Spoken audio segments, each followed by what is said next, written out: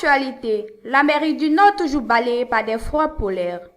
Un front d'air balaye depuis maintenant plusieurs jours le Canada et les 2 tiers des États-Unis, où plus de 25 États ont enregistré les températures les plus basses depuis 20 ans. C'est ce 7 janvier 2014 que l'Amérique devrait connaître le froid le plus extrême. Depuis bientôt une semaine, un froid vif a saisi l'Amérique du Nord. Ce devrait être encore pire ce 7 janvier, où dans plusieurs régions des records pourraient bien être battus. Les températures pourraient en effet varier entre -30 et -50 degrés Celsius. On attend des chutes de neige, des vents glaciaux et des pluies verglaçantes.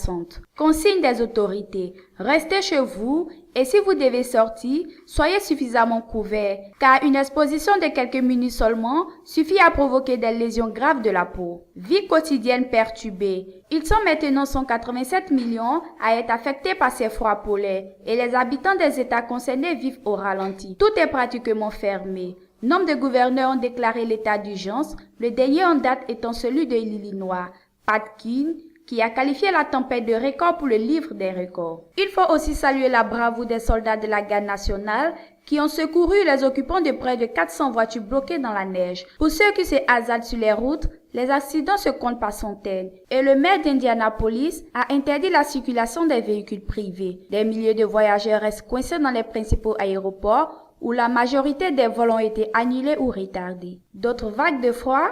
La température devrait commencer à se réchauffer à partir du jeudi ou vendredi, mais aucun météorologiste ne s'aventure à prédire qu'il n'y aura pas une autre vague de froid avant l'arrivée du printemps. Le mauvais temps sévit aussi au Canada, froid polaire dans certaines régions et verglas dans d'autres. Les très basses températures n'épargnent personne.